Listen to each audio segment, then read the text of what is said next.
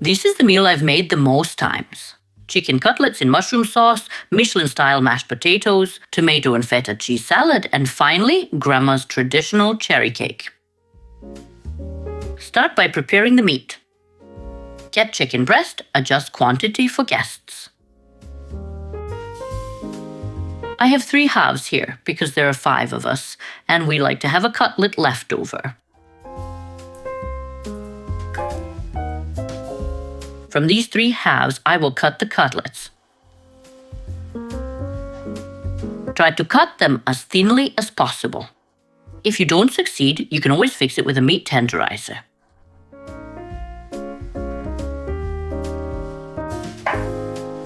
Now take them one by one. Then each one out a little.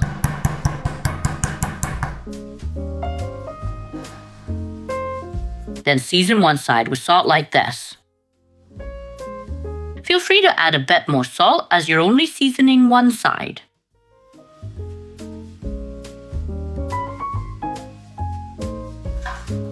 When you're done with this, get a bowl. Add flour, any kind. And now head to the stove. Place a pan on the heat. Pour in some oil. You don't need to add a lot. Just enough to cover the bottom. Then let it heat up over high heat. For me, that's an 8 out of 9. Test oil with a pinch of flour. If it sizzles, it's ready.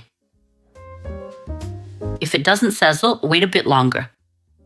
Dredge each piece of meat in flour like this and place them in the hot oil.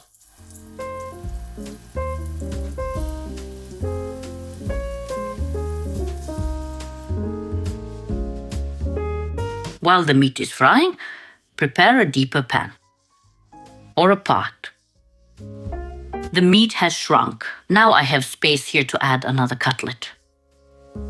But I won't, as that would cool down the oil.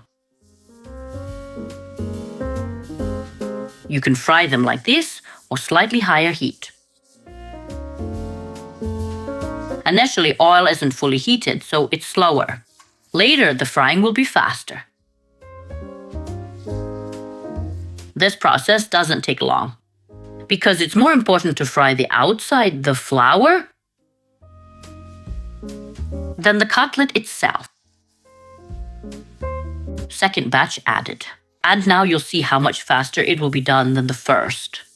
First batch is always slower, because the oil hasn't reached maximum temperature yet. When pouring the oil, add between 50 and 100 milliliters. We'll use this oil later. Perfect for the flour, so be careful not to let it burn. But if it does, feel free to discard it and use fresh oil. The next thing we're doing. This is why we used a little oil and made sure the flour didn't burn, because we pour it over the meat. This will add a special flavor, but if the flour burns on you, then feel free to add a teaspoon of flour. And then do this. I've added 500 milliliters of water, and now I'm arranging them so the cutlets fit well in the water. And if you see it's not enough, add more. So the cutlets are submerged as they will now simmer. Arrange the meat like this. Turn the heat to medium, for example, a 6 out of 9. If needed. Bul bul bul bul. If needed, or if it boils, reduce the heat. Before we start making the side dish, we have time to mix the cake. 5 whole eggs. Separate the whites and yolks. If the eggs are large, 4 might be enough. These are a bit smaller, so I'll use 5. Then take a regular 200 milliliter glass and pour in 1 glass of sugar. The measurement is between 1 and 2. It depends on how sweet you like it. Adjust accordingly. And now whisk the egg whites while adding sugar. I'll stop and measure half a glass more. That's our measurement. You can adjust it to your preference. Once the egg whites are whisked, add the yolks one by one. 200 milliliters of yogurt.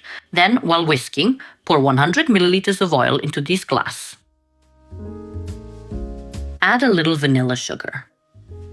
This is the amount for 1 packet. Take flour and using this dry glass, measure 2.5 glasses.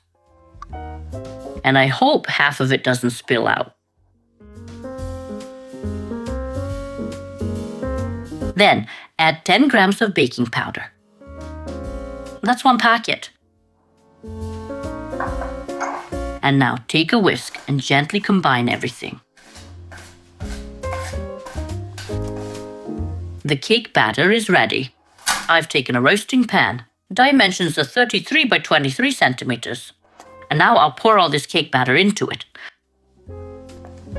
Spread it evenly everywhere like this. I've preheated the oven to 200 degrees Celsius. Then 300 to 500 grams of cherries on top. You can also use any red tart fruit. This cake is also delicious with blueberries. Be careful when adding the fruit, don't add too much, as it will release its juice, whether fresh or frozen. Otherwise, the cake won't rise. It will absorb the water and become soggy and dense. This cake was traditionally made with milk, but I make it with yogurt because it has a much better flavor. And now that we've arranged everything nicely, let's put it in the oven to bake. And we'll reduce the temperature to 180 degrees. While your cutlets are simmering, take a large spoon and a bowl. And skim off the excess fat. Of course, you don't have to skim it if you don't want to, but I do, so I recommend it. All you need to do now is shake it like this. For this, you need a deep bowl, a pot or a pan like this, so you can move the cutlets around to prevent them from sticking.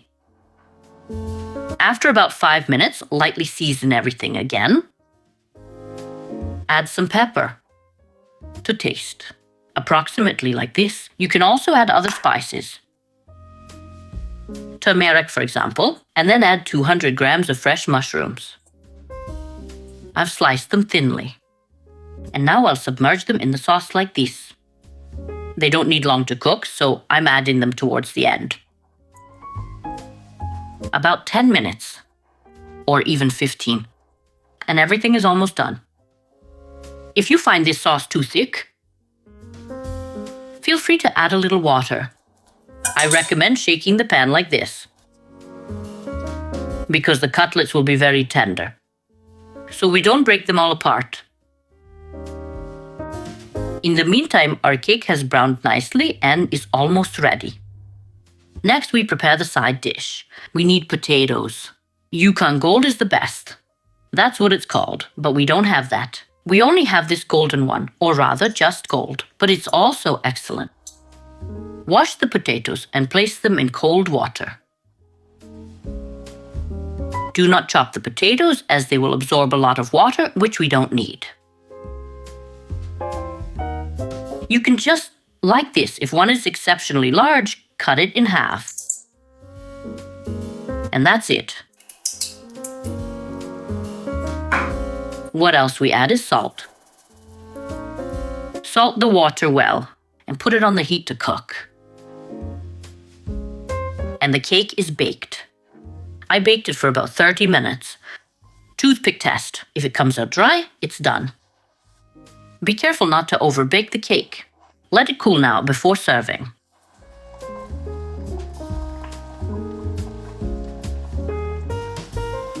When the potatoes are cooked, drain them. Then take a spoon and press them through a sieve like this.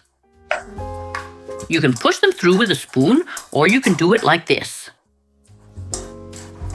Do this while the potatoes are hot, right after draining. You can mash the potatoes through a ricer if you have one. See how beautiful it is. This is how it's prepared in Michelin-starred restaurants. Now add butter. Add the butter while it's hot. There are 125 grams here. I'm adding it intentionally while hot so it melts beautifully. Once you make mashed potatoes this way, you won't make them any other way. Never make mashed potatoes with a mixer. You'll get a foamy texture if you use a mixer, but it will also be rubbery. This might seem long, but believe me, it's worth it. Absolutely. Salt well and put it on the heat. Place the pot over medium heat and stir gently like this. Heat milk on the side. Stir until the butter is fully incorporated into the potatoes and the whole mixture looks dry.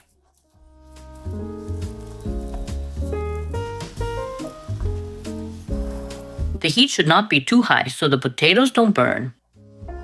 But when you stir, it should leave a trail. And now I'll add some milk.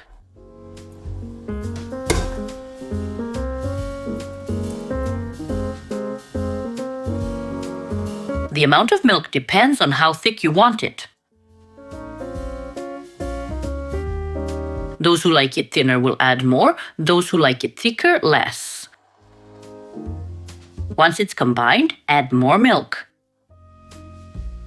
As a rule, mashed potatoes should be thinner when finished. All this takes some effort, but it's worth it. Immediately transfer the potatoes to a serving dish. If you need it later, leave it in the pot you cooked it in. So you can add a little milk later and heat it all together. For the final touch, a light decoration. Add a leaf of anything on top. And that's it. All that's left is the salad. I've sliced the red onion into rings here. Slice the tomatoes too. I didn't film that part, as I don't think you need to watch me chop something. I'll just add salt and pepper. I don't add vinegar or oil. And just mix it all together. Transfer the salad to a plate.